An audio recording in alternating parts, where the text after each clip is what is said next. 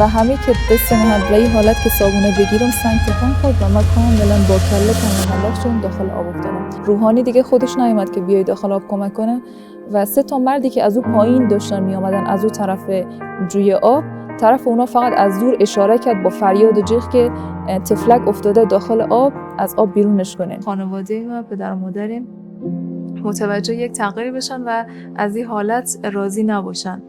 مثلا پدر می اومد اعتراض میکرد که چه خبره که تو اینقدر سر سجاده زیاد میشین یا چی با خدا چی گفتگو میکنی که هیچ تمام نمیشه. و همین رقم قدر رفتم بالا تا ای که دیگه جایی بود که یک فضای تاریک روشن بی‌نهایت بود. اولین حسی که در اون فضا داشتم مثل این بود که منتشر شدم، پخش شدم. قدر زیبا بود، قدر درخشنده بود که واژه‌های زیبا درخشنده نمیتونه وصفش کنه.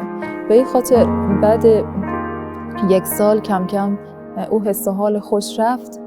خب همه چیز کم کم روال عادی رو گرفت. حتی نماز میخواندم، ذکر میگفتم، ولی دیگه او حس و حال قبلا نداشت و این اذیتم میکرد تا ای که سال 89 متاسفانه دچار یک سکته شدم. تمام صورت کج شده بود، یعنی سر رفته بود پشت سر، گردن کاملا کج شده بود، تمام آرواره و فکم جابجا شده بود. ولی خب به خاطری که سنم کمتر بود یا جوان بودم، به هر حال بعد سکته دوباره به حالت عادی برگشتم و خدا بهم رحم کرد که صورت به اون حالتی که قبلا بود نموند. وقتی که 1 سال از سکته گذشته بود، یک اتفاق دیگه که افتاد، یکی از دوستایی که از زمان کودکی ما با هم دیگه هم بازی بودیم، خب به رحمت خدا رفت و زمانی که من فهمیدم که متاسفانه علت مرگش خودکشی بوده، خودش به دار آویخته بود و کشته بود، خیلی یک شوک روانی و عصبی وحشتناکی وارد شده بود، طوری که بعد او تجربه قشنگی که من داشتم دوباره با شب‌ها آشتی کرده بودم. همون شبی که من این موضوع رو فهمیدم تا 3 ماه 4 ماه حتی شبا دیگه نمیتونستم برم بیرون، یعنی از تاریکی دوباره میترسیدم. و خب یک سری رفتارهای غلط اجتماعی رو که من میدیدم، مخصوصا بعد تجربه دوم، خیلی اذیت میشدم. سال 1394 بود که سال 2015 بود، 2015 میلادی. متاسفانه یک اتفاق خیلی بد دیگه که در افغانستان افتاد. یک خانمی به نام فرخنده، یک دختر خانمی ره، حالا به خاطری که میگفتن قرآن آتش زده که نمیفهم حقیقت قصه چی بود، متاسفانه در کابل یک عده آدم از خدا بیخبر، بگم آدمایی که دین رو اصلا نفهمیدن، که هیچ خیلی بد فهمیدن، این دختر خانم به شکل خیلی فجیحی در روز روشن اذیت کردن، آزار دادن، کتکش زدن و در نهایت این زنده سوزاندن و خیلی بلای وحشتناکی رو سرش آوردن. خب وقتی که من شاهد چنین اتفاقی بودم، یعنی یک شوک روانی خیلی وحشتناکی بهم وارد شده بود. اما بیشتر از اینکه از این حادثه من ناراحت بشم، از افرادی من ناراحت شدم که بسیار نمازخوان بودن، خیلی آدمای متدین بودن و کاملا از این اتفاق حمایت کردن، گفتن کار خیلی خوبی کرده که این دختری رقم کشته، به خاطر چی؟ قرآن آتش زده.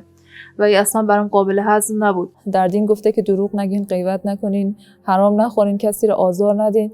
خب این چرا مسلمانی است که همه خودشان رو مسلمان میگیرن، نماز میخوانن، قرآن میخوانن، اما خب همه این کارا اشتباه رو انجام میدن. همه این اتفاقا باعث شده بود، دست به دست هم داده بود که واقعا شک کنم که آیا واقعا دینی که ما درش هستیم درست هست. و حتی من که وجودم در او بالا بود و او تجربه شگفت‌انگیز داشتم و خودم دیدم که جسم من روی پشت بام هست و من جسم نیستم. شما یک چیزی رو تجربه میکنین، اما تا زمانی که واقعا آگاهی نداشته باشین، دانش نداشته باشین، مطالعه نداشته باشین و از همه اینا مهمتر این که مطالعه و دانشتان از یک راه درست، از یک منبع درست و یک منبع قابل قبول به دست نیارین، میتونن واقعا به بیراهه برین، دچار انحراف بشین، مشکلات زیادی بر خودتون خلق کنین. و تصمیم گرفتم که هر چی که هست رها کنم و برای یک بار در زندگی شده خودم برم دنبال حقیقت بگردم، تحقیق کنم. اگر واقعا درست باشه به نتیجه برسم برمیگردم. اما اگر درست نباشه تا همینجای راه هم که اشتباه آمدم دیگه نمیخوام ادامه بدم. دیگه رسما نماز خواندن کنار گذاشتم، نماز نمیخواندم و البته ضد دین هم نبودم که ما بر علیه اسلام صحبت کنیم یا شعار بدم، نه، کاملا در فکر بودم که پس اگر این اشتباه هست حقیقت چی است. و از لحاظ درسی خب یک دوره‌ای بود که خیلی سرم شلوغ بود، یعنی کاملا در حال تحصیل کردن بودم، اما در کناری که در حال تحصیل بودم وقت نداشتم، ولی بازم به خاطر او روحیه کنجکاوی که داشتم و که واقعا معنویت همیشه جزئی از زندگیم بوده، همیشه دنبالش میگشتم، سوالای زیادی داشتم، در کنار تمام درس بازم هی کتابای دیگه تهیه میکردم و سعی میکردم که اونا رو مطالعه کنم. اول خب سراغ اسلام نرفتم، رفتم سراغ نمیفهم مکتب بودیسم، مکاتب اعتقادی دیگه، مکاتب عرفانی که در دنیا هست. از هر مکتبی چند تا کتاب گرفتم مطالعه کردم که ببینم اینا چی گفتن.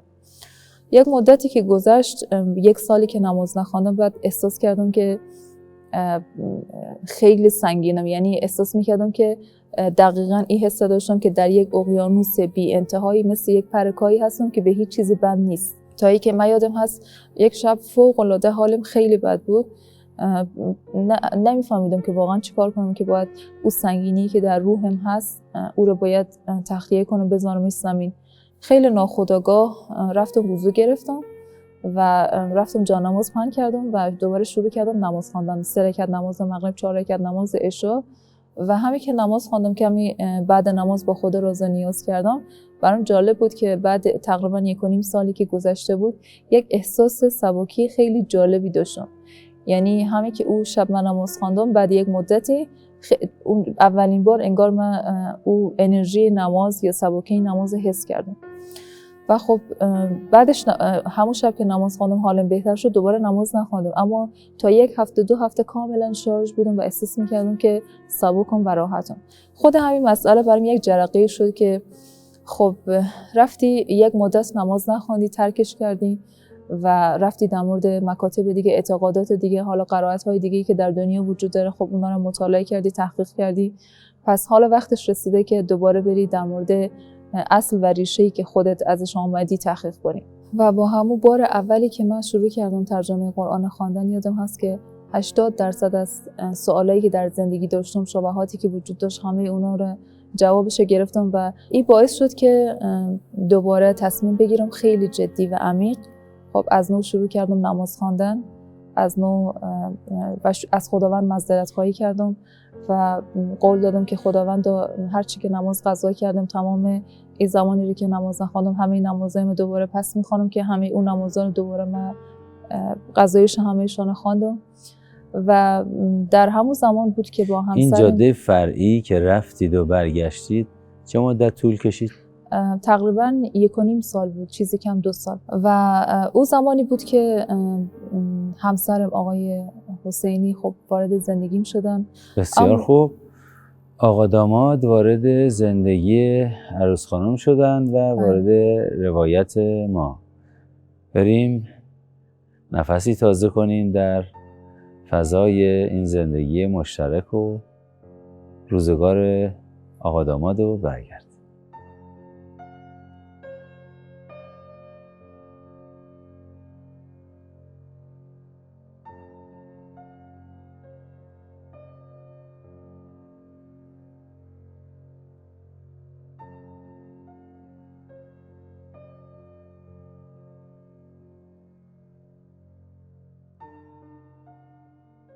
سپاس و جا می‌آرم از این که این فرصت را و این لطف را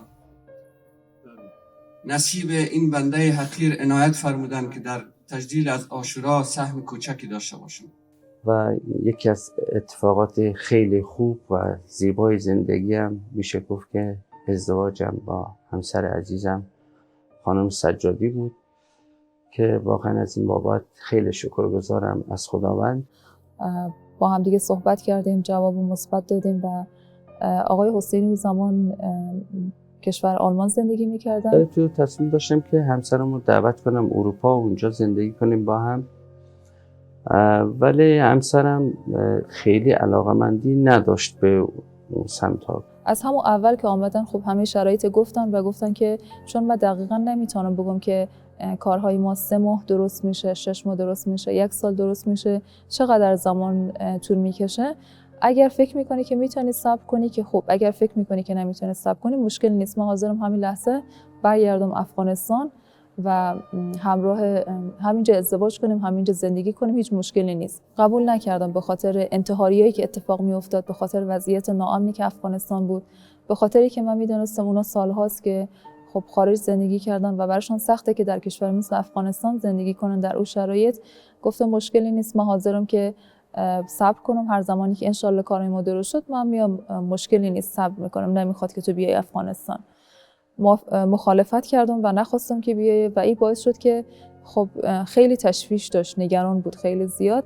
مثلا من که از خانه بیرون میشدم تا برمیگشتم، من یادم هست که خیلی زیاد هرس میخورد که چون اونجا انتحاری هست، انفجار هست، امنیت نیست. وقتی که تو بیرون میری تا میای خانه، من دلم هزار راه میره که اتفاقی نیفته، دور از جان یک انتحاری نباشه. به خاطر ایشون نگران شما بود، شما نگران ایشون. بله. و ایشون میگفتن افغانستان نمون، شما میگفتید افغانستان نیا. بله. و این باعث شد که خب برام پیشنهاد بدن که پس بیا حالا که حاضری صبر کنیم یه کار مفید انجام بدیم. خب چرا انقدر نگران فضای انتحاری بودن؟ مگه مسئله پیش اومد برای شما؟ بله، 2 تا انتحاری بود که یک انتحاری خب متاسفانه به دانشگاه ما بود که اون روز خوشبختانه من نیم ساعت قبل از اینکه انتحاری اتفاق بیفته از دانشگاه رفته بودم، اما حدود 50-60 نفر از اساتید و دانشجوی دیگه شهید و زخمی شدن. و یک انتحاری دیگه هم که نزدیک خانه ما اتفاق افتاده بود و حدود 20 نفر از همسایه‌های بسیار نزدیک ما شهید شدن و زخمی شدن. خب اینا رو من تعریف می‌کردم و هر روزم که انتحاری و انفجاری اینا اتفاق می‌افتاد و خب ایشان چون خبرنگار بودن اخبار همیشه رصد می‌کردن و به خاطر وضعیت ناامنی که اونجا بود خیلی نگران بودن. به اون خاطر پیشنهاد دادن، گفتن که حالی که تو می‌خوای صبر کنی، ما برات یک پیشنهاد میدم که از افغانستان بیای بیرون، حداقل از این فرصت استفاده کن، ادامه تحصیل بده، میتونی بری ماستریت بگیری هر کشوری که خودت دوست داری، و تمام هماهنگیش انجام میدم، بیا درست بخون. خب اولین گفتن خودت چه نظری داری؟ خب من 2 تا کشور براشون پیشنهاد دادم، یکی هند بود، یکی کشور ترکیه بود. چون هم در هند دوستایی داشتم که اونجا تحصیل میکردن، دوره تخصصشون رو میگذروندن، و در ترکیه هم همچنان گفتم اگر امکانش باشه یا هند برم یا ترکیه. اما خب میگفتن نظر به شناختی که از خودت دارم، نظر به روحیاتی که تو داری، نظر به علاقمندی هایی که تو داری، من پیشنهاد میکنم که بری ایران. اما خب من مخالفت کردم و راضی نبودم که بیایم ایران، به خاطری که با اینکه در ایران متولد شده بودم و تا 7 سالگی در ایران زندگی کرده بودم، اما تمام تصوری که از ایران داشتم در کودکی بود که زیاد چیزی یادم نمیآمد و نگاهی که نسبت به ایران داشتم همون نگاه رسانه‌ای بود که خب در فضای مجازی بود، در فیسبوک بود، همه جا بود و چی بود؟ یک نگاه خیلی منفی بود، یک سیاه‌نمایی خیلی زیادی بود. اما خب خدا قوت به رسانه‌ای‌ها، چه رسانه‌های داخل چه رسانه‌های خارج. اول از همه به خودم میگم خدا قوت، خسته نباشید. خب و اما آقای دکتر نظرش فرق میکرد، چون خب خبرنگار بود، کسی بود که در حوزه رسانه تخصصی کار کرده بود و خانوادهش ایران زندگی میکردن. خب برش گفت که او تصوری که رسانه برات از ایران داده او رقم نیست، خیلی متفاوت هست، اما برات پیشنهاد میکنم که یک بار هم که شده، حتی از زیارتی یا همینطور مسافرتی، برو یک بار ببین، اگه خوشت آمد فرق میکنه بمون، اگه نیومد میتونی برگردی. بعد تصمیم گرفتم که اشکال نداره یک بار امتحان میکنم، حرف حالا ضرر که نداره، میرم سیاحتی زیارتی ببینم که چی پیش میاد. خب اولین تجربه حرم مطهر امام رضا علیه السلام بود. بعد که یک مدتی که اینجا آمدم، خب چون من مسافرتی و زیارتی اومده بودم، وقتی که همراه خانواده همسر آقای دکتر حسینی میرفتیم پارک، میرفتیم محیط شهرها رو نگاه میکردم، هر جا که من میرفتم خیلی متعجب میشدم و برام خیلی عجیب بود که مثلا چقدر اینجا آرامش داره. خب تفاوت‌ها رو کاملا حس می‌کردم که اون چیزی که نشان میدادن واقعیت و حقیقت کاملا خلافش هست و همین باعث شد که تصمیم خودم اعلام کنم و به همسرم بگم که من تصمیم دارم بر این مدت همینجا تحصیل میکنم. و ساکن مشهد شدیم؟ بله ساکن مشهد شدم. در هوا و فضای مشهد پریباز نفسی تازه و برگرد.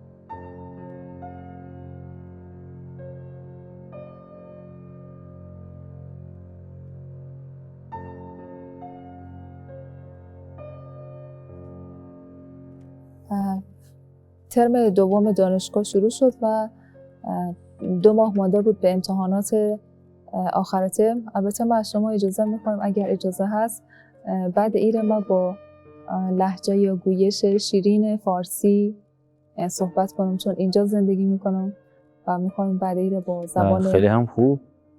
خیلی ممنون. خب ترم دوم هم دانشگاه زبان هستیم، بله. هم تبار هستیم، حالا میخوایم هم گویش بشیم، بله هم لهجه بشیم از اینجا به بعد. بله بله.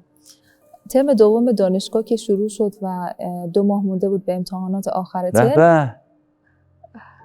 به به از ما بهتر صحبت میکنن. خب ممنونم، لطف دارید. ماشاءالله. خب 2 تا سرماخوردگی خیلی شدید البته من خودم عرض کنم خیلی دوست‌تر دارم و دوست دارم همین گفتار زیبای افغانستانی رو و لذت می‌بردم از شنیدنش. منتها چون شما فرمایش کردین خیلی هم عالی. بله بفرمایید. و بعد این سرماخوردگی که اتفاق افتاد، خب احساس کردم که مچ دست چپم یک درد خیلی نامحسوسی داره. اول خب دردش خیلی کم بود، جدی نگرفتم. یک مدتی که گذشت متوجه شدم که انگار استخوان دستم درد میکنه، یک نقطه است. بعد 1 ماهی که یادم هست درد خیلی شدیدی داشتم، کم کم متوجه شدم که دستم التهاب کرده و یکم متورم شده، اومده بالا. یعنی دیگه منطقه درد مشخص شده، ورم داره، ملتهب هست و اومده بالا.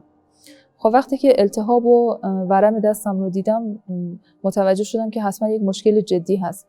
متاسفانه هرچی هم که دکتر میرفتم آزمایش میدادم هیچ کدوم تشخیص نمیدادم، فقط هر کسی یک دارویی میداد، حالا یک نظری میداد و هیچ کدوم اینو جوابگو نبود و درد دست من هر روز بیشتر و بیشتر میشد.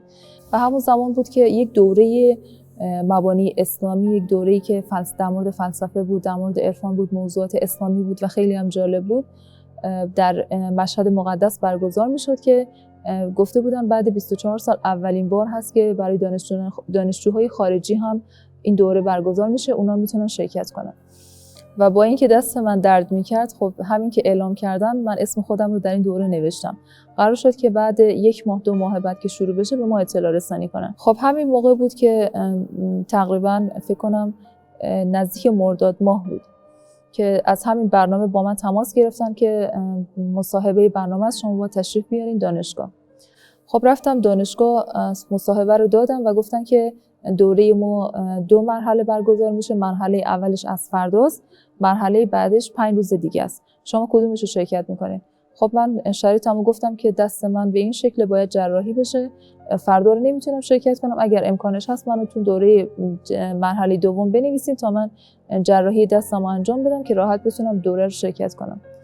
و دقیقاً 1 روز قبل اینکه برنامه شروع بشه رفتم دست منو جراحی کردم با پانسمان دستم. همون روز که جراحی کردم فرداش نه روز دیگه ما رفتیم تو دوره و شرکت کردیم.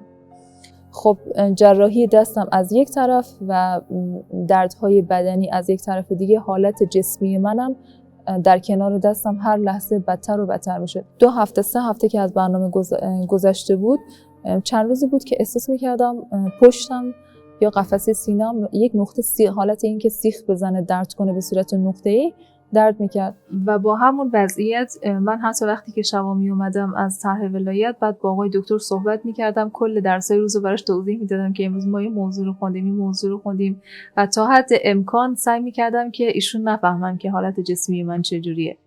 من واقعا خیلی نگرانش بودم، با وجودی که ایشان سعی میکرد که بیماریشو ناراحتیشو به من نگه زیاد، مثلا سعی میکرد خیلی با انرژی با حال صحبت کنه، ولی من این حسو میگرفتم که خیلی حالش خوب نیست. یک شب یادم هست که رفتم خوابگاه استراحت کردم، خوابیدم. دقیقا نمیدونم که ساعت 12 شب بود، ساعت 1 شب بود، نصف شب بود. معلوم میشد که یکم من خوابیده بودم. در اوجی که شما با پشت خوابیدین و کاملا در یک خواب سنگین هستین، جدا از مریضی که من داشتم، یک دفعه در عالم خواب احساس کردم که یک نیزه، یعنی یک چیز دقیقا شبیه یک نیزه خیلی محکم خورد به قفسه سینه من، از پشت من در اومد.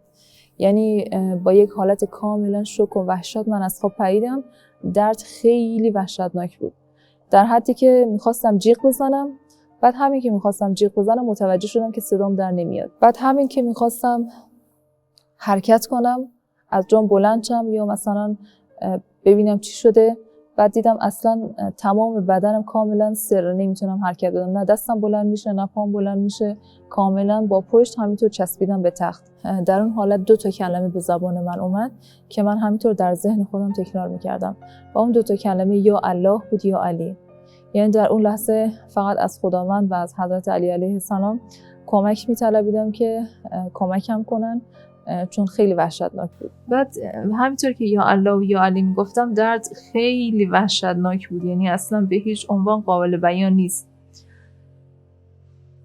یک لحظه همینطور طرف آسمان نگاه کردم، توی اون تاریکی، توی اون اتاق تنها زیر اون تخت. بعد با خودم گفتم که بیچاره تو داری برای چی مقاومت میکنی؟ یعنی به خاطر چی داری تلاش میکنی که مثلا عجاد بلند چیه؟ برای چی تلاش میکنی که کسی رو صدا کنی؟ چرا تلاش میکنی که کمک بخوای؟ به خاطر چی تلاش میکنی؟ چون یک مدت خیلی زیادی که داری درد میکشی، شرایط خیلی سختی رو گذروندی، خیلی اذیتی، اصلا تو الان جسمت در حدی درد داره که نمیتونی راه بری، مثلا نشستن برای تو سخته، چرا همه درد تحمل میکنی؟ برای چی اینقدر تلاش داری؟ به خاطر چی؟ و بعد به خودم گفتم خب شاید این الان لحظه، شاید جون کندن، شاید مرگ واقعی، یعنی تو داری واقعا داری تموم میشی، پس بپذیرش، چرا داری مقاومت میکنی؟ همین که این فکر رو کردم، خب همینطور چشمای خودم رو بستم، یا الله یا علی یا الله یا علی، و درد غیر قابل تحمل و غیر قابل بیان بود، خیلی وحشتناک بود. همینطور که یا الله و یا علی چشمای خودم رو بستم، دیگه یک لحظه نفهمیدم چی شد. فقط یک لحظه متوجه شدم که وسط اتاق ایستادم.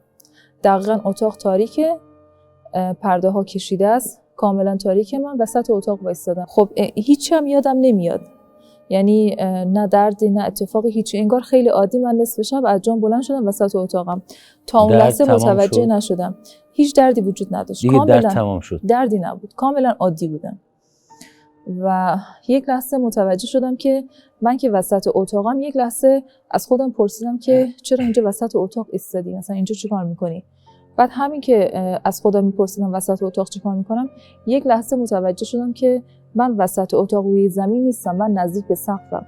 چون تابستان بود، همه اتاقیای من که 4 تا اونها از افغانستان بودن و دختر عراقی، اونها همشون رفته بودن مرخصی، یعنی تو خوابگاه من بودم و فکر کنم یک دختر عراقی دیگه بود که اونا تو یک اتاق دیگه میخوابیدن. تختی که من داشتم، تخت من 2 طبقه بود، من طبقه پایین بودم، طبقه بالای من یک تخت خالی بود. بعد من چون هم اتاقی دیگه داشتم و اولین بار بود تو زندگی که من تو یک فضای مشترک با دیگران زندگی میکردم و برام راحت نبود، یک پرده روی تخت خودم کشیده بودم. کلا تخت من پرده داشت که مثلا از طرف شب من همیشه پرده خودم رو مینداختم. و همین که متوجه شدم که من نزدیک سقفم دارم پایین رو نگاه میکنم و هیچ دردی هم احساس نمیکنم، همین که به این مسئله نگاه کردم، یک دفعه چشمم به تخت افتاد و به اون جسم خودم که روی تخت دراز کشیده بود.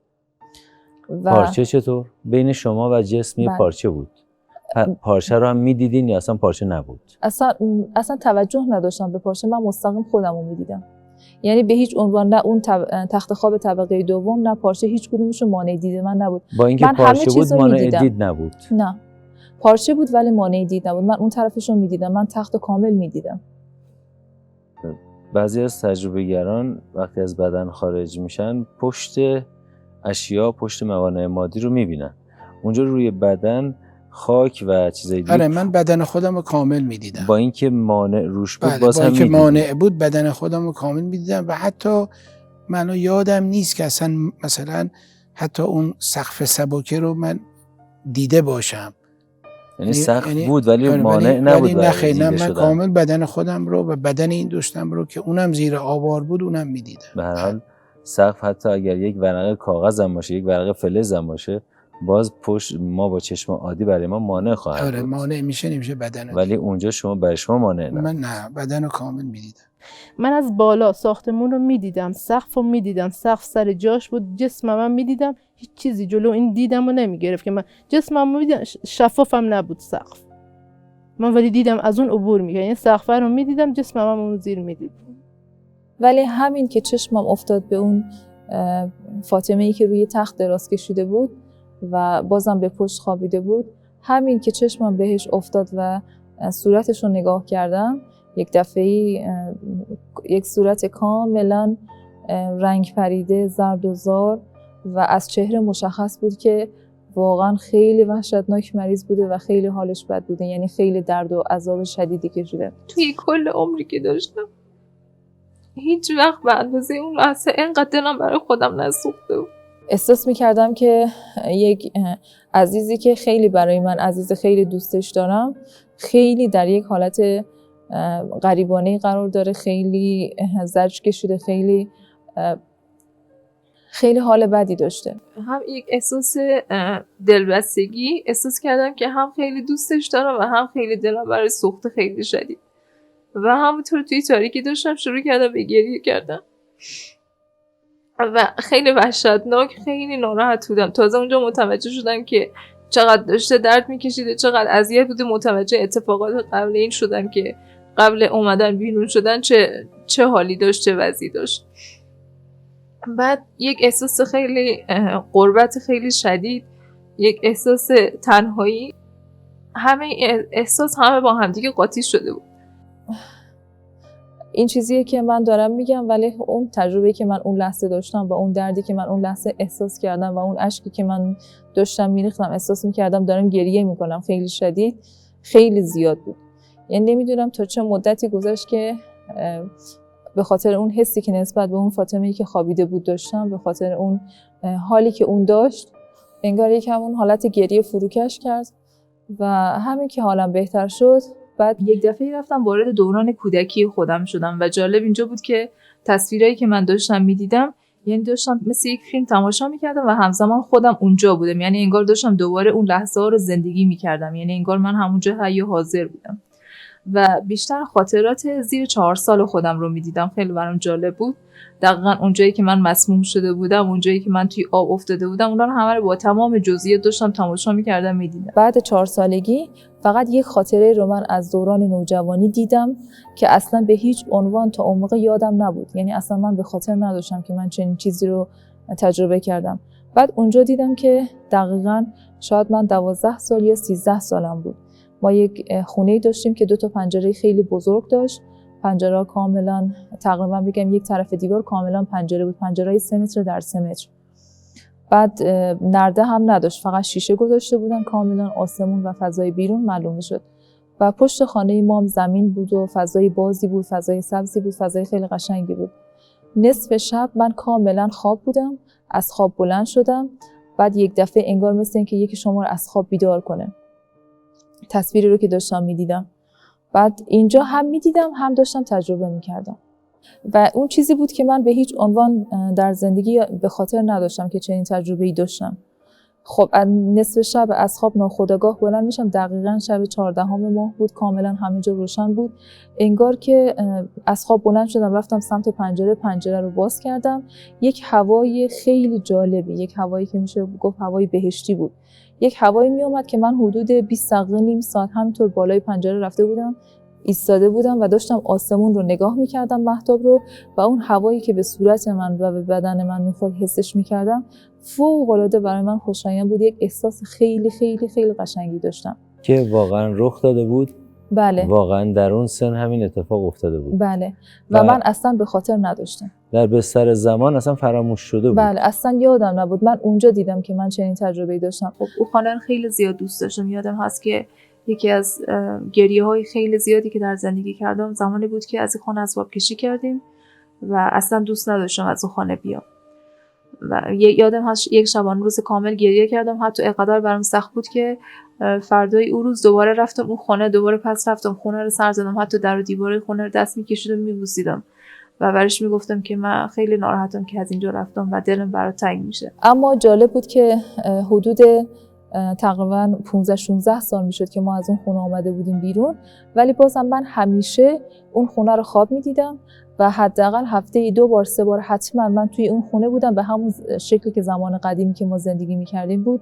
و جالب اینجا بود که من همیشه که اون خونه رو خواب میدیدم یک حس خیلی خوبی توی خواب داشتم، یعنی انگار من خوشم میومد که توی اون خونه باشم. وقتی که این مشاهده رو دیدم بعد یادم میومد که چرا من همیشه اون خونه رو خواب میدیدم و جالب بود که بعد این اتفاق که من اون حس رو دوباره تجربه کردم دیگه اون خونه رو خواب نمیدیدم.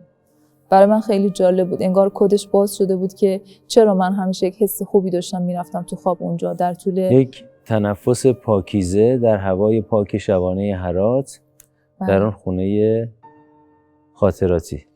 و همینطور که یکم تو اتاق بودم در همون حالت، بعد یک لحظه از سمت راستم دقیقاً احساس کردم مثل این که شما یک چیزی رو بشنوین، یک ندایی، یک صدا، یک چیزی که توجه هم رو جلب کرد. همین که من طرف راستم رو نگاه کردم دیگه تو اتاق نبودم. یعنی همین که من سمت راستم رو نگاه کردم مستقیما توی قبرستانی بودم در یک مراسم تشییع جنازه. خب وقتی نگاه کردم با اینکه اونجا یک جسدی گذاشته بود و کاملا روی جسد پوشیده بود، همه جمع شده بودن، تشییع جنازه بود، همه گریه می‌کردن. خب با اینکه روی جسد پوشیده بود ولی خب کاملا خودم رو می‌دیدم که تشییع جنازه خودم هست. و در اون جمع خب همه گریه می‌کردن، حالشون بد بود، ولی یک نفری که خیلی وحشتناک حالش بد بود، تقریبا میشه گفت که از حال رفته بود و داشت بیهوش میشد، خیلی حال بدی داشت. مادرجان بود، مادر همسرم بود که خیلی بنده خدا حال خیلی وخیمی داشت. خب وقتی که این حالت رو دیدم بازم هم مشاهدهشون میکردم، داشتم اونا رو نگاه میکردم، هم اونجا بودم، هم حساشون رو درک میکردم، ولی انگار متأثر نبودم. یعنی از اینکه من مردم تشییع جنازه من ناراحت نبودم، ولی بازم حالشون منو درگیر میکرد، یعنی ناراحت بودم که چرا انقدر حالشون بده. تا اینکه در لحظه‌ای که داشتم به اونا نگاه میکردم، تشییع جنازه نگاه میکردم، اینو قشنگ حسای اونا رو کاملا حس میکردم. انگار اون لحظه هر آدمی رو که نگاه میکردم انگار اون آدم خود من بودم. یعنی اون لحظه الان چه حسی داره، چه حالی داره، به چی فکر میکنه، اینو قشنگ میفهمیدم. حتی اینکه چه فکری میکنه. بله، من اونجا میفهمیدم که خب وقتی چنین اتفاق افتاده هنوز به همسرم نگفتن، ولی خب معلومه که اینا همه خیلی نگرانن که چطوری بهش بگن، چون اون کسی نیست که بتونن ازش چیزی رو پنهان کنن یا حتی بخوان بهش دیرتر بگن. و همینطور که اون استرس اونا رو درک کردم، بعد یک دفعه انگار تا اون لحظه من اصلا به همسرم فکر نمی‌کردم. و همین که به همسرم فکر کردم من دقیقاً جایی بودم که همسرم بود. حتی قبل اینکه اطلاع انگار پیدا کنه خیلی حالش بد بود، یعنی انگار مثل اینکه نگران بود، یک استرسی داشت، انگار یک چیزی اتفاق افتاده باشه، حالش خوب نبود. خیلی من واقعا نگران بودم، فکر می‌کردم یه چیزی سر جای خودش نیست و به همسرم که پیام دادم دیدم اون پیامای من یک تیک می‌خوره، انگار خاموشه. معمولا بعضی موقع که همسرم پاسخ نمیداد اینا، من نگران میشدم، تماس میگرفتم به همسر برادرم که خیلی با هم دیگه دوستم هستن. همسر من خانم سجادی همیشه به این خواهرم میگه، خواهر بزرگم، آبجی میگه بهش. با ایشون تماس گرفتم، گفتش که خب من امروز تماس گرفتم، حالش خوبه، ولی حس من خیلی خوب نبود. ولی من حالش رو کاملا حس می‌کردم، یعنی کاملا تمام اون موج انرژیش رو من می‌گرفتم. و اینجا وقتی که از طریق تلفنی به همسرم اطلاع دادم که یعنی چه اتفاق افتاده، بعد همسرم رو نگاه می‌کردم که کاملا یعنی تقریبا بیهوش شد دیگه، افتاد روی زمین و خیلی وضعیت وحشتناکی داشت. همه اون حس و حال درونی، تمام اون موج عظیمی از شوک و خشم و ناراحتی و یعنی همه چیز با هم داشت می آمد، یعنی اونا همه رو حس می‌کردم. یعنی همه حساش رو من می‌فهمیدم، همه حساش رو انگار همون لحظه همزمان داشتم من تجربه می‌کردم. اول شوک بود، شوک وحشتناک، شوک، ناامیدی، نمیدونم، غم، خشم، همه چی با هم بود. یعنی انگار همه احساسات منفیش یک جا قاطی شده بود با هم دیگه. همه رو من کاملا حس می‌کردم و به اندازه همسرم ناراحت شدم. ولی خب اون لحظه واقعا میدونستم که من از جسمم جدا شدم، اومدم بیرون و خب یک جوری آماده بودم که برم، یعنی دیگه برام فرق نمی‌کرد که قراره بعدش چه تجربه‌ای داشته باشم، چه اتفاقی بیفته. اما همین که دیگه درد نداشتم، وقتی اون دردا یادم اومد که چه اتفاقات افتاده، چه دردایی رو کشیدم، دوست نداشتم برگردم، یعنی دوست داشتم آماده بودم کاملا برای رفتن. خب اونجا همینطور که به همسرم نگاه می‌کردم، بعد یک لحظه دیگه اومدم هرات. یعنی همین که فکر می‌کردم اونجا اون بودم. زمان آقای دکتر حسینی همسر شما کجا بودن؟ اون زمان آلمان بودن، شهر بولگاس. بسیار خوب. مشهد، آلمان و هرات. آلمان، هرات. بله.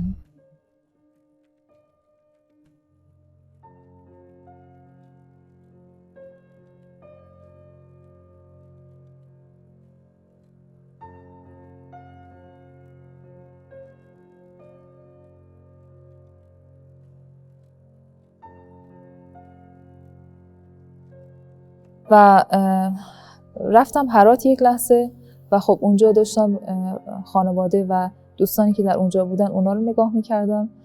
بر حسب اتفاق نمیدونم چطور بود که خب یک خانواده رو اونجا دیدم که آشنا بودن. حالا اون زمان یک دختر خانمی داشتن که هنوز ازدواج نکرده بود و همین که این خبر رو بهش دادن که فاطمه فوت کرده، از دنیا رفته، خب این دختر سرش رو بلند کرد و با یک حالتی که خیلی انگار غیظ داشته باشه، حالت بی‌تفاوتی، همین جمله رو گفت که خوب شد که مرد.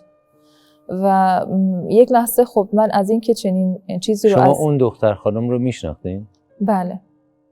خب اما به هیچ عنوان فکر نمی‌کردم که، چون ما مشکلی نداشتیم، هیچ وقت فکر نمی‌کردم که چنین حرفی رو من از دهان چنین کسی بشنوم. برای من خیلی عجیب بود. احساس کردم که نسبت به من پر از حس نفرت هست.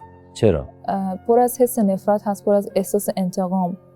و تا اون لحظه‌ای که نفهمیده بودم خب ناراحت بودم، انگار ازش خیلی رنجیده بودم. خدای سبحان ستارالعیوب هست، اما ما که اسما و صفات الهی رو باید جامع ببینیم. نمیشه یه صفت خدا رو ببینیم صفات دیگر رو نبینیم. یعنی در واقع خداوند در عین اینکه ستارالعیوب هست، اسباب رو هم در اختیار ما گذاشته. یعنی یک کسی روحش از بدن جدا شده و با توان و اختیاری که داره میره در بعضی جاها و اعمال و رفتار خوب یا بد دیگران رو میبیند. هیچ منافاتی با ستارالعیوب بودن نداره، برای اینکه خدا هم ستارالعیوبه، هم اسباب و علل رو در اختیار ما گذاشته. نکته دوم، ممکنه بگید خب خدای سبحان به هر حال بر همه انسان‌ها تولی و ولایت داره، ولایت تکوینی داره. چرا خداوند مثلا ذهن او رو تغییر نمیده، ارادهش رو تغییر نمیده؟ این هم فرمودن دیگه. به هر حال انسان‌هایی که در مسیر انحراف قرار میگیرن، مؤمنانی که در مسیر انحراف قرار میگیرن، خداوند خب حافظ و نگهدارشون هست. اما وقتی این گناه و معصیت رو تکرار کردن، خدا اونا رو دیگه به حال خودشون رها میکنه.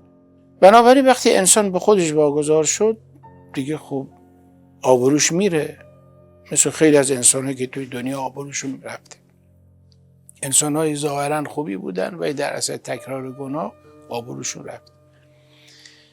اینجا در واقع هیچ منافاتی با ستارالعیوب بودن نداره، برای اینکه خداوند هم ستارالعیوب است، هم فرموده که در برابر معصیت خدا انسان بی‌مبالات نباشید، جری نباشید، ادب خدا رو حفظ کنید. حالا یه جای گناه میکنید، معصیت میکنید، خب سریع توبه کنید، استغفار کنید و الا خدا شما رو به حال خودتون رها میکنه. وقتی به حال خودتون رها شدید خب طبیعتا برای دیگران آشکار میشید. حالا یا در یک روحی در بدنش وضع شما رو آشکار میکنه، یه وقت نه، این روح از بدن جدا شده و وضع شما براش آشکار میشود.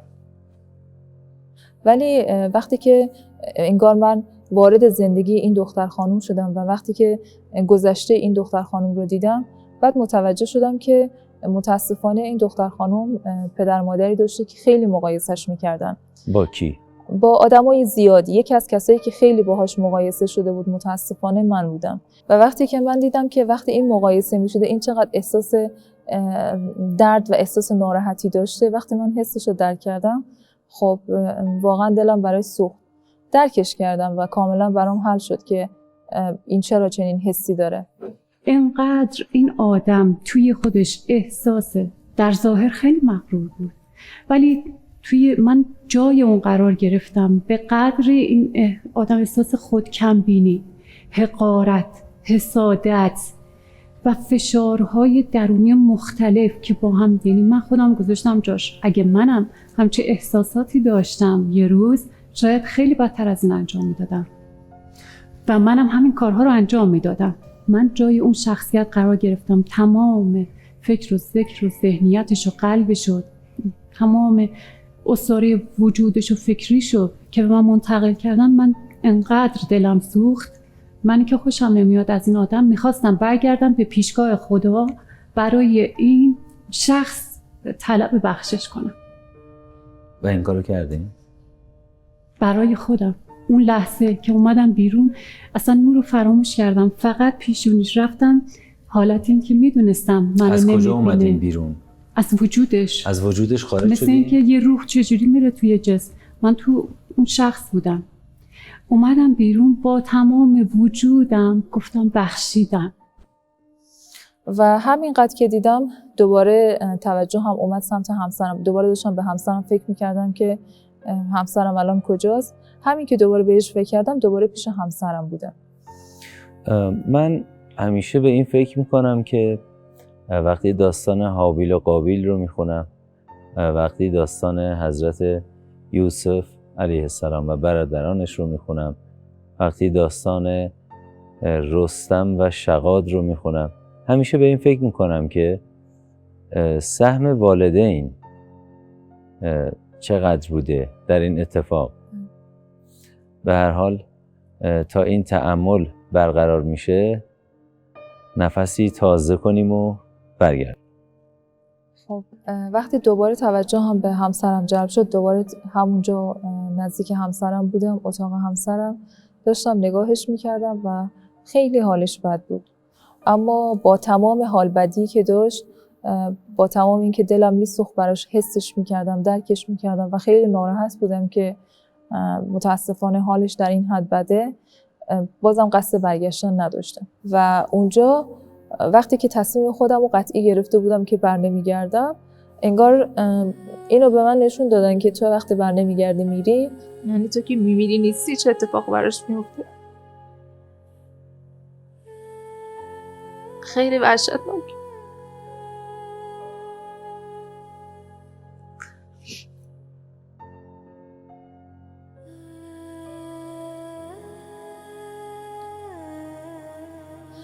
یک آدم عاری از امید، عاری از احساس، یک آدمی که پر از شکایت، پر از خشم و نفرت، از دوست داره از دنیا و از همه چیز انتقام بگیره، یک آدم خیلی انتقامجو، یک آدمی که خیلی اصلا کاملا در جهت منفی در حد خیلی شدیدی پیش رفته و اصلا یک آدم دیگه است. اونجا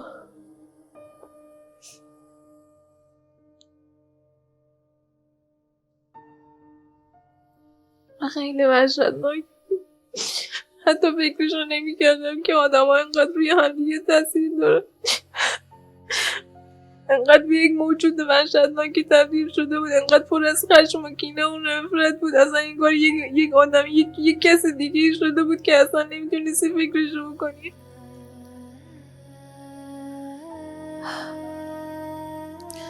وقتی که همسرم رو توی اون حالت دیدم، احساس کردم که اصلا یک آدم دیگه است، من اصلا نمیشناسمش. و به قدری اون حالش برای من اسفناک بود و وحشتناک بود که حتی نمیتونستم تصور کنم. خیلی خیلی سخت بود، خیلی وحشتناک بود و درد خیلی وحشتناکی رو تجربه کردم. بعد یعنی قشنگ همه اینا نشون میدادن که تو باز میخوای برگردی، نگاه کن اگه تو نباشی این آدم به این مسیر میره، کلا زندگیش اینجوری میشه، یک راه دیگه ای داره میره.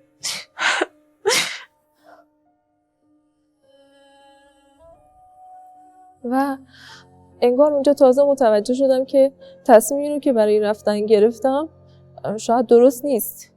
چون وقتی به این فکر کردم که رفتن تو، مرگ تو باعث بشه که چنین تاثیر منفی روی زندگی یک انسان دیگه گذاشته بشه و یک آدم به خاطر مردن تو به چنین راهی بیاد، به چنین سرنوشتی دچار بشه، یک احساس عذاب و وجدان خیلی شدید، یک احساس ناراحتی خیلی شدید بهم دست داد و حس می‌کردم هر طوری که با خودم فکر میکنم نمیتونم هضمش کنم و نمیتونم بپذیرم که به خاطر مرگ من چنین اتفاق برای یک انسان دیگه بیفته. به خاطر همین خیلی وحشتناک ناراحت شدم و از تصمیمی که گرفته بودم واقعا پشیمون شدم. و همین که خیلی ناراحت شدم، جالب بود که دوباره خودم رو توی اتاق دیدم. دوباره اتاق خوابگاه بودم، فضا کاملا تاریک و خیلی توی شوک بدی بودم. شما زانو میزن روی زمین در مقابل یک نفر سرتون رو خم میکنین، نه حالت سجده و رکوع، دو زانو که سر پایینه. همینطور حالت دو زانو، دستامو پیش خدا آورده بودم، با تمام وجودم داشتم گریه میکردم که خدایا خواهش میکنم منو نبر، منو برگردون، الان نمیخوام برم، نمیخوام اینجوری تموم بشه. و همه اون پیش التماس کردم که منو ببری پیش خودت، ولی اولین باره میگم خدای من نبر، الان نمیخوام بمیرم. با تمام هرچی که تو ذهنم میامد داشتم دعا میکردم، گریه میکردم که خدای من برگردم، خدای نمیخوام به خاطر من چنین اتفاقی بیفته.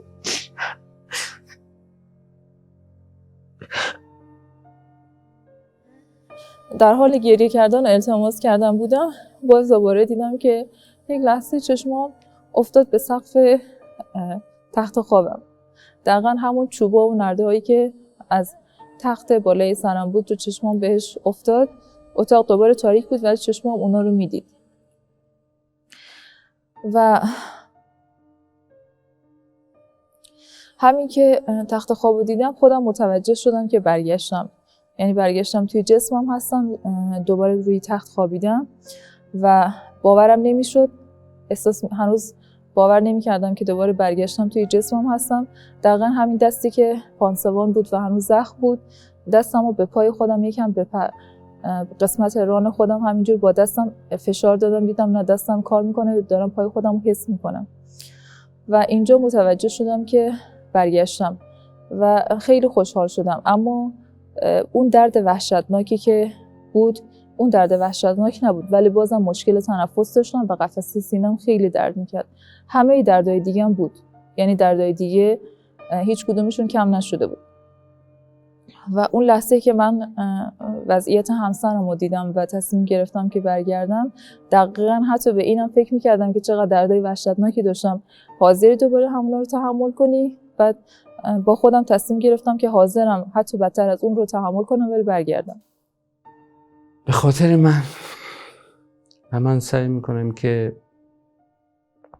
به این برگشتنش ارج بگذارم، احترام بگذارم. خب برگشتم، دیدم که اون حالت وحشتناک نیست ولی درد هست. نمیتونم نفس بکشم، نفس عمیق که اصلا نمیتونم بکشم، خیلی نفسای کوچیک میتونم بکشم.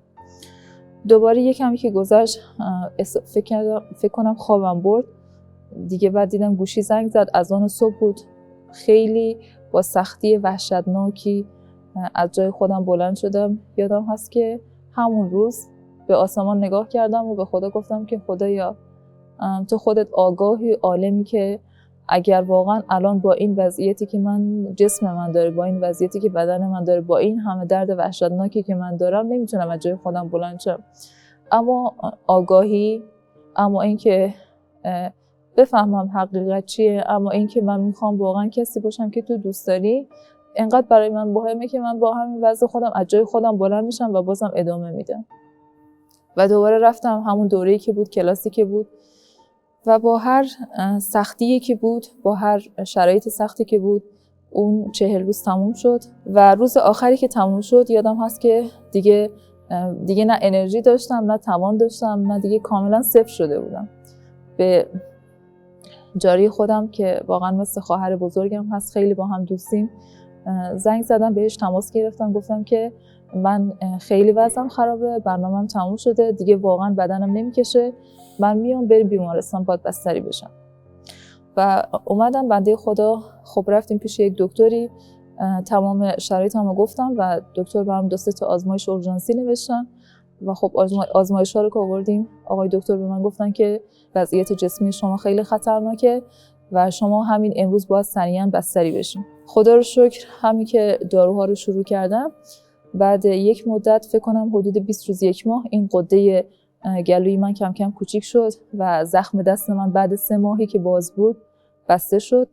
داروهای خودم رو استفاده کردم، دوره درمانم تموم شد و همسرم اومد، ازدواج کردیم و شروع یک زندگی جدید و مهمترین اتفاقی که افتاد، من به معنای حقیقی به خیلی از چیزایی که دنبالشون بودم، ارزش‌هایی که برای من مهم بودن رسیدم. من یکی از مسائلی که داشتم این بود که کاملا سنگینی و وزن جسم خودم رو مخصوصا خیلی وقتا حس میکنم، احساس میکنم یک وزنه خیلی سنگینی به من وصله است و این حتی باعث میشه که گاهی من اذیتم، یعنی ناراحتم میکنه و در مواقعی که خیلی زیاد این حس بهم دست میده که واقعا حس میکنم سنگینی خودم رو چون حس میکنم و درک میکنم نمیتونم تحمل کنم، تنها کاری که میتونه یکم حالمو بهتر کنه خوابیدنه. خب 3 بار در ابتدای سفر برای رسیدن به خانه قرار گرفتید، اما باز برگشتید به مسافرخانه. بله. خوش آمدید برای 3مین بار. ممنونم. و انشالله خوش باشید، پیروز باشید، پایدار باشید در راه رسیدن به نور تا زمانی که همه در مسافرخانه های خود و در این کاروانسرای بزرگ هستیم و قدردان شما که تشریف آوردید و روایات سگانه این سفرهای نیمه کاره رو با ما در میون گذاشتید. ما مقایسه ای داریم بین اینجا و آنجا. طبق تجربه شما نفسی تازه کنیم و برگردیم برای انجام این مقایسه. آمادگی دارید؟ بله. خب سرکار خانم فاطمه سجادی. خانم سجادی، میخوایم اینجا یعنی عالم جسمانی که هستیم رو مقایسه کنیم با آنجا. آنجا یعنی بیرون از جسم که شما تجربه کردید. اون چی که پرسیده میشه، من خواهشم این هست که طبق تجربه، نه طبق دانش و مطالعات و اطلاعات برگرفته از جامعه، نه، فقط طبق تجربه خودتون پاسخ بدید. سوالات برای مقایسه 15 مؤلفه هست بین اینجا و آنجا. طبق تجربه شما در پاسخ هر سوال 2 تا عدد بفرمایید، درصد بفرمایید. میپرسم، میفرمایید برای اینجا چند درصد میتواند باشد این مؤلفه، برای آنجا چند درصد میتواند باشد. مثلا میزان آرامش. میزان آرامش از 100% مطلوب اینجا من فکر میکنم در نهایتش که خیلی هم بخوایم تلاش کنیم 50 الی 60% بیشتر نیست. کدوم بنویسم؟ 50 یا 60%؟ 60%. آنجا آرامشش بی نهایت. میزان واقعی و ملموس بودن اینجا چقدر واقعی هست و آنجا؟ اونجا خیلی واقعی تره. عدد بفرمایید. اینجا من اونجا فکر میکنم اونجا بی نهایت. تجربه‌ای که من خودم داشتم واقعی بودنش بی نهایت بود. آنجا بی نهایت واقعی. بله. اینجا چند درصد واقعیه؟ اینجا اگر من بخوام با اون بی نهایت مقایسه کنم 10% هم نمیشه. وسعت دسترسی شما؟ دسترسی ما اینجا 20% هم نیست. آنجا خب اونجا نظر به تجربه‌ای که من شخص خودم داشتم اصلا محدودیت نداشت. یعنی در آن لحظه‌ای که من به یک چیزی توجه می‌کردم یا تمرکز اونجا بودم، یعنی در کسر ثانیه. خب این یعنی که یعنی چیزی که اینجا نمیشه اصلا باش سنجیده بشه. یا رقم اگر بخوام مطابق با این 20% بگم، اونجا فکر کنین 2 میلیون درصد. میزان قدرت و توانمندی که انسان اینجا میتونه داشت، شما اینجا میتونید داشته باشید و اونجا داشتید. اینجا 60% بوده، من اونجا میگم 6 میلیون درصد. قدرت دیداری اینجا 30%. آنجا خب اونجا بی نهایت. قدرت شنیداری اینجا من اگه بخوام بدم 70% میدم. آنجا چون خطایی وجود نداره 1 میلیون درصد. قدرت بویایی برای شما اصلا پیش آمد قدرت اونجا بویایی رو تجربه کردی؟ نه مبهم. اصلا در تجربه. قدرت چشایی اونجا برای شما تجربه شد؟ نه. در فقط هیچ یک از 3 تجربه نشد. چشایی مبهم. نداشتم. بله. قدرت لامسه قدرت لامسه پیش آمد چیزی رو در اون دنیا لمس کنی؟ نه، فقط در تجربه دوم من وارد یک چیزی شدم، یعنی لمس نکردم، حس کردم. مانند. بله، یک چیزی انگار از من عبور کرد، حسش کردم.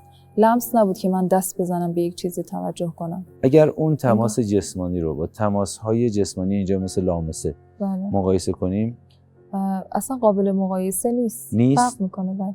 یک رقم برای قدرت لامسه اینجا بفرمایید. خب قدرت لامسه اینجا 10% من میتونم بگم. 10% و اون در تماس مقایسه با اونجا و تماس وجود شما با اون چشم مانند 10,000%. خیلی بیشتر. میزان ترس اونجا برای شما 0. اینجا ترس هایی که تجربه کردیم 60%.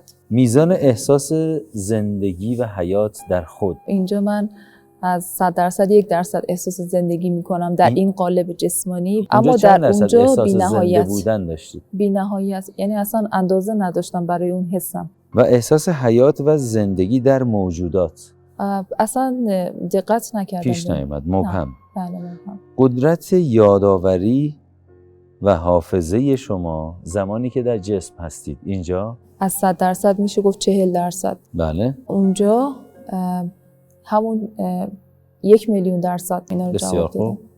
سبکی و رهایی شما طبق تجربه خودتون در اینجا در آنجا. اینجا رو اگه بخوام مقایسه کنم میگم همون 1%. آنجا بی نهایت. میزان خستگی و سنگینی اینجا خیلی زیاده. خیلی زیاد. چند؟ اینجا 100. میزان خستگی و سنگینی آنجا اونجا اصلا 0 بود.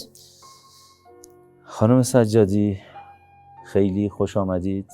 ممنونم از شما. به برنامه خودتون و از اینکه سر قرار حاضر شدید قدردان هستم و اجازه میخوام که قرار دیگری تنظیم کنیم برای دیداری دیگر.